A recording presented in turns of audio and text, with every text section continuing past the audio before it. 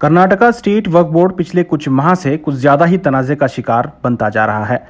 State वक्फ board के साबिक chairman मरहूम डॉक्टर यूसुफ के इंतकाल के बाद मुतवल्ली ज़िमरे का इंतखाबात होने थे और उसके बाद चेयरमैन के इंतखाबात होने बाकी थे। वहीं वक्फ बोर्ड फिलहाल बार काउंसिल की रुकनीत को लेकर उलझ चुका है। साबिक वक्फ बोर्ड के चेयरमैन एडवोकेट रियाज खान पिछले बार काउंसिल इंतखाबात हार चुके हैं। हाल ही में हुए बार काउंसिल के इंतखाबात में आसिफ अली कामयाब है और इसी वजह से वो वक्फ बोर्ड के रुकन बन गए। कर्नाटका स्टेट वक्फ बोर्ड के साबिक चेयरमैन एडवोकेट रियाज खान एडिशनल बार काउंसिल के ज़िमरे में मेंबर इलेक्ट हो गए। बोर्ड के कुछ मेंबरान ने रियाज खान की रुकनीत पर मुकदमा दायर किया। इसके बाद समाजी कारकुन आरिफ जमील ने भी इलेक्शन के इस पूरे प्रोसेस को गैर कानूनी करार देते हुए कोर्ट में चैलेंज किया। इनके अलावा वक्फ प्रोटेक्शन कमेटी के रुकन मोहम्मद इलियास ने भी रियाज खान की रुकनीत को गैर कानूनी बताते हुए अदालत का दरवाज़ा खटखटाया। मोहम्मद इलियास को हाई कोर्ट के फैसले से राहत मिल गई।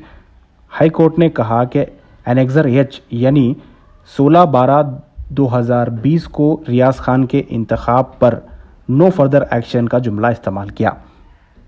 रियाज खान कहते हैं कि इस आर्डर का मतलब यह है कि कोई फर्दर कार्रवाई यानी कार्रवाई आगे नहीं होनी चाहिए, जबकि मैं मेंबर बन चुका हूं और मेरी रुकनीत बरकरार है। कोर्ट में ये आर्डर किया है, there shall not be further action in respect of the order dated 16/12/2020 करके आर्डर होगा है। इसमें स्टे दे को नहीं है। ये ऑलरेडी एक्शन ले चुके रसफान ने, रिजल्ट भी डिक्लेयर कर दिए, गैजेट भी नोटिफिकेशन होगा, बोर्ड की तरफ से मुझे भी नोटिस आए मीटिंग भी कई मीटिंग अटेंड भी कर लिया हूँ मैं। ये फर्दर करने का कुछ नहीं है इसमें। ये लोग आवाम को गुमराह करने के लिए स्टे मिल गया मेरी रुकनीत को, ये सरासर गलत है। ये जो ऑर्डर है 16 तारीख का 16/12/2020 उसमें आपको अपॉइंटमेंट है उसके अंदर, क्या वो एनेक्जर एच है? एनेक्जर है, वही एनेक्जर है। उस पर फर्दर एक्शन क्या भी करो ना होगा, एक्शन ऑलरेडी ले चुके हैं।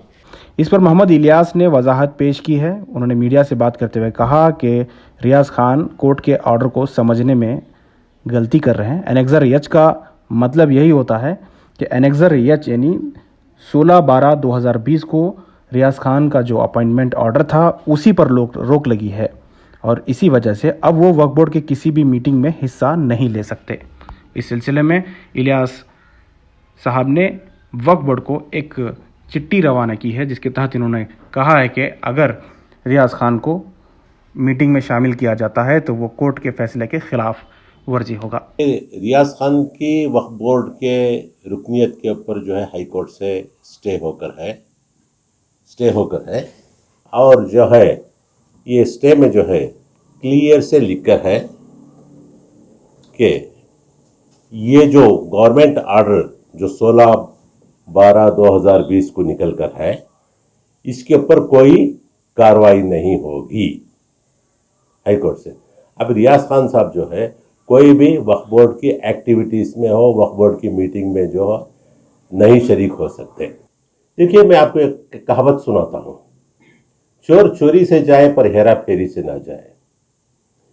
ये प्रोफेशनल ये रियाज खान साहब जो है लाहिर है, वकालत करते हैं, इसको किसी तरह से भी तोड़ मोड़ के बोल सकते हैं, लेकिन हकीकत अपनी जगह अटल है।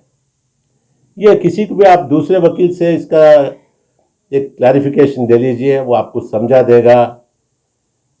एक छोटे से छोटे वकील के पास जाए, इसका मतलब क्या होता है।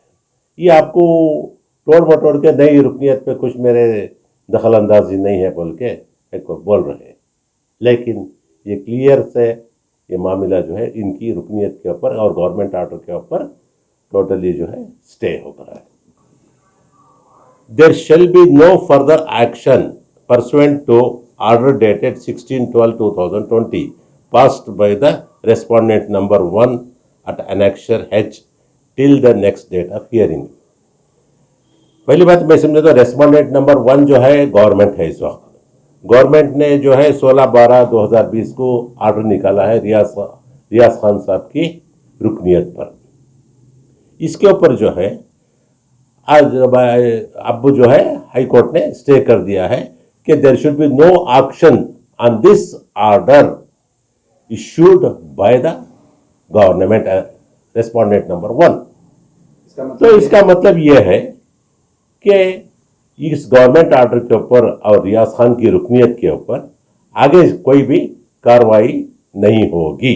सीईओ साहब को कल मैं जाके एक मकतूब दिया हूं कि आइंदा रियाज खान की रुकनीत के ऊपर स्टे हाई कोर्ट से होकर है, और मैं कॉपी के साथ एक एप्लीकेशन उनको एक मकतूब दिया हूं कि आइंदा रियाज खान साहब को जो है कोई भी वक्फ बोर्ड की कार्रवाई में है या वक्फ बोर्ड की मीटिंग में हो उन्हें शिरकत नहीं कर सकते तब तक जब तक ये हाई कोर्ट से फैसला नहीं होता। अब देखना होगा कि आने वाले दिनों में कर्नाटका स्टेट वक्फ बोर्ड इसे किस तरह से लेता है, इस ऑर्डर को किस तरह से लेता है, और क्या रियाज खान को मीटिंग में शमूलियत मिलेगी या फिर उन्हें वक्फ बोर्ड से बाहर ही रहना पड़ेगा। बेंगलुरु से शाहिद काजी की रिपोर्ट।